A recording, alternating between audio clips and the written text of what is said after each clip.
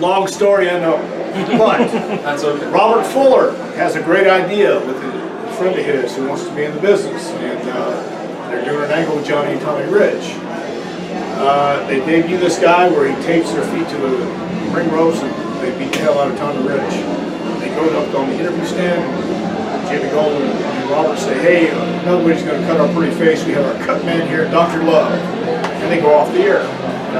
The next week, when the show airs, everything goes great, except Robert gets a call from the FBI that night asking where this guy is, Dr. Love, that they're working for, looking for.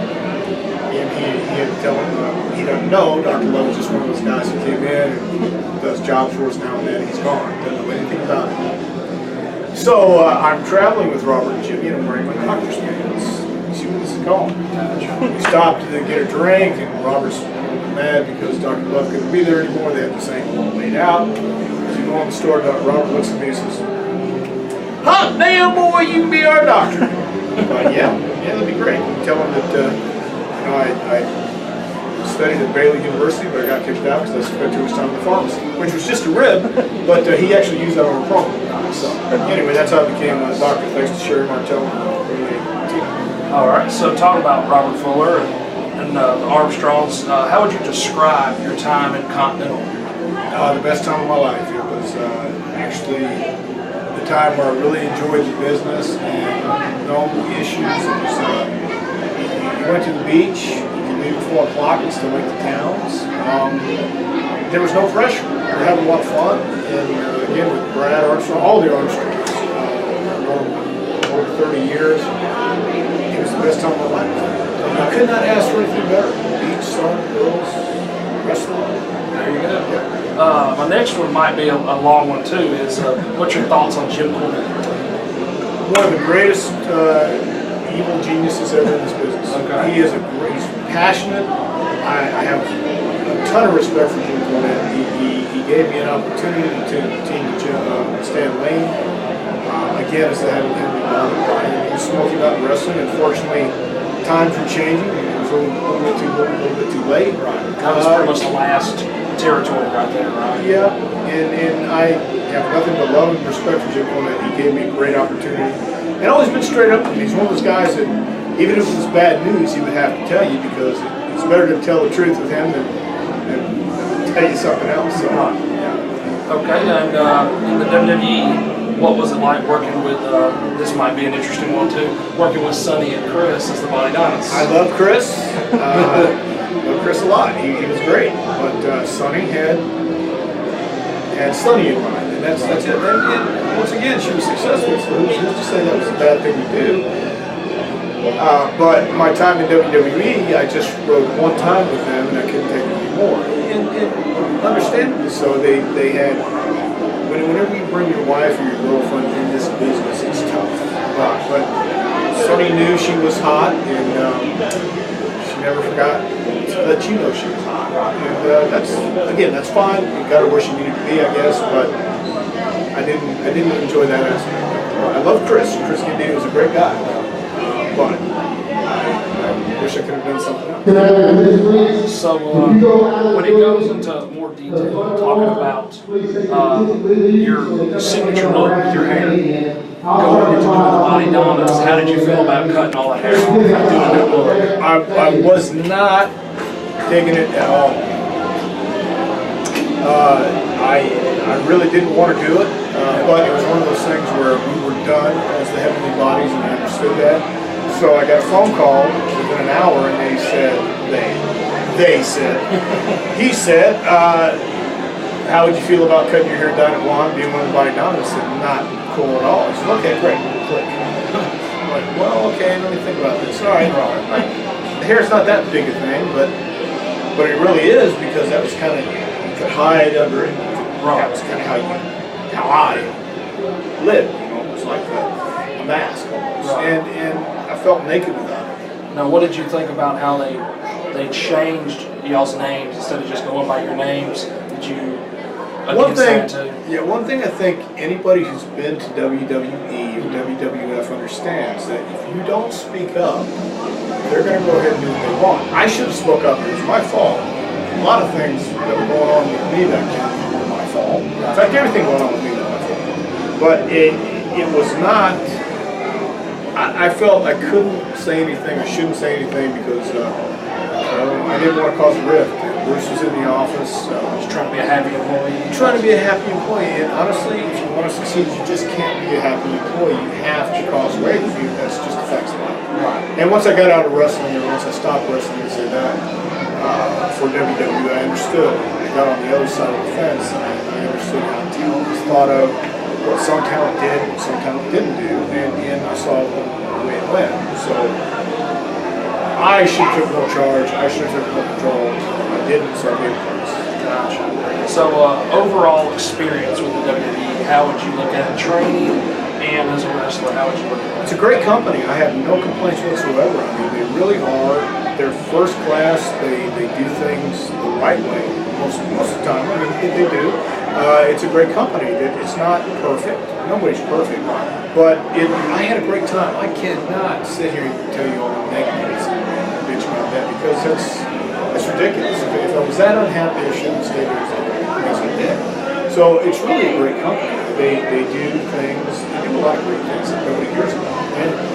And that's the way Vince would rather have it. You know, they would rather do the Make-A-Wish and do all the charity work that they do, and they do get recognized for it. But they would rather do that and not hear about it so much.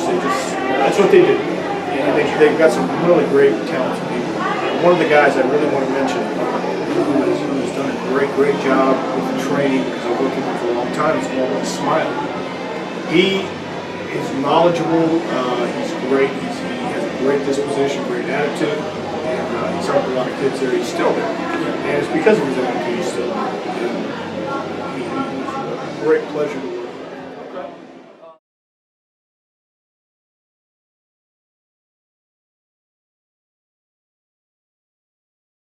You have a pretty good crowd too. I'm Chasity Taylor, and you're watching Top Rope Reality. All right, and here we are with the interview with Chasity Taylor. All right, and we want to ask you a few questions. When did you start watching this? I grew up watching wrestling. I can remember being 3 and 4 years old watching Ric Flair on TV, strutting and wooing. So it's been like since birth. Okay, and who was your favorite wrestler growing up? I was a huge Ricky Morton and Robert Gibson fan. The Rock and Roll Express was big to me, and Ric Flair. Those 3 guys really pulled me in and got me hooked into wrestling. Okay, and how many? I don't know how many years, but how long have you been actively wrestling? Actively wrestling, I just began at the beginning of 2014, Okay. and I started in the business when I was 13 years old as a ring announcer. So Oh, I'm going on a couple of years now. wow. And who trained you to wrestle? I trained at the CWF Mid-Atlantic Dojo in Burlington, North Carolina. Okay. And who would your dream opponent be? Dream opponent would either be Lita or Trish. I grew up in that era where those 2 women were putting their mark and their stamp in wrestling. So either of those girls would be an absolute honor to work. Okay. And when your career's over, what would you want your legacy to be? I'm the first in my family to go to college. I was the first girl in my family to graduate high school on time. So to do something of this nature, something so powerful and something so moving, I want to make sure that everyone knows who Chasity Taylor is when it's all said and done. Like, be proud of me. So. Okay. And a few word associations for you. Okay. Cesaro. King of Swing. I loved watching him before WWE, pre-Cesaro, like pre-WWE Cesaro I was a big fan of. I love what they're doing with him. I think he's an absolute phenomenal worker. Phenomenal. Okay. And let's see, Dean Ambrose. Again, pre-WWE, loved him. I've always been a fan. Followed him around the United States for years on the indie scene. Loved him. Okay. And Sting. Sting. I was terrified of face paint as a kid. I was like that. I was terrified. So Sting, it took me so long. Like I became a fan of Sting like later years, like recently. So I was always scared of him. It was something that I could never pull for him. But my dad's a huge fan of his, so that was always something we would bicker about. Like I was terrified of him. So. All right. Well, this has been an interview with Chasity Taylor, and we want to thank you for joining us, and good luck with your match later on. Thank you so much. I'm Paul Jordane, and you're watching Top Rope Reality. Here we are doing some interviews, and we're here with Paul Jordane. Thank you for joining us. Thank you for having me. And first question is, when did you start watching wrestling? When did I start watching wrestling? It's pretty much the same answer you get from everyone else. When I was a really young child, I can't really give you an age because I don't remember exactly how old I was. All right. But I was really, really young, and I remember seeing Hulk Hogan, and then thinking that he was invincible. And then when the Ultimate Warrior beat him, I remember thinking that the Ultimate Warrior was invincible. And then that held true until I was about 11 or 12, and then I saw WCW Nitro, and then stayed on it from then on. Very nice. Who was your favorite wrestler growing up? A lot. A lot of them? Yeah, from Stone Cold Steve Austin at a certain point to Eddie Guerrero in WCW because I love the Frog Splash. Man, who else? I mean, when I was really young, I really liked Hulk Hogan. But then as I got older, I really liked Ric Flair. But if I had to narrow it down to one, probably Stone Cold. Okay. Stone Cold. I love Stone Cold. And how many years have you actively been wrestling? Well, what's the year? What is the year now? 2014? 2014. Okay, about 9 years, approximately, yeah. And Straight out of high school. Who trained you to wrestle? I've been trained all over the place, but I didn't really learn that much until I got into FCW, which is the WWE's developmental. And I learned from Dr. Tom Pritchard, Norman Smiley, Dusty Rhodes, Steve Kern, Ricky Steamboat was there. A lot of different guys.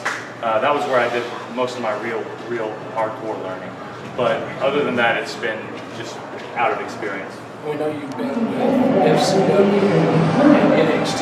I've done NXT, some extra talent stuff for them. Okay. So what's your experience been backstage and how they perceive Good. you? Everybody's cool. I don't really know.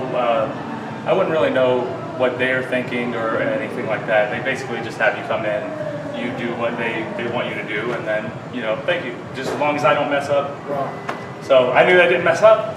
So that's all I got from that, really. All right. So who would your dream opponent be? My dream opponent, as in, who would I like to work well with, or who would I want to beat up? Either one. Because there's a few. Who could I work well with?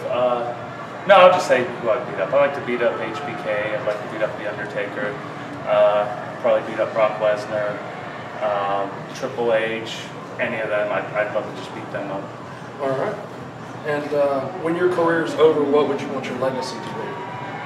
My legacy? I don't know. That's up to everyone else. All I can do really is do my best and try to perform at the highest level and beat the hell out of everybody. But what my legacy, what I would like it to be, I would like it to be remembered as a nice guy. Yeah, that sounds good. All right. And a couple of word associations for you. One is Ric Flair. The greatest. Okay. And Randy Orton.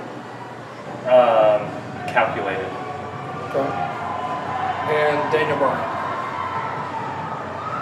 Could be the greatest. I don't know. I really like. I like this stuff back before he even got into WWE though. So I just love. His style, the just really strong, hardcore, like not hardcore, but hard style, hard hitting style is that's what I really like. Okay. So that's just a personal preference. Okay. All right. Well, this has been our interview with Paul Jordane. Well, thank you for joining us. Hey, thank you for having me.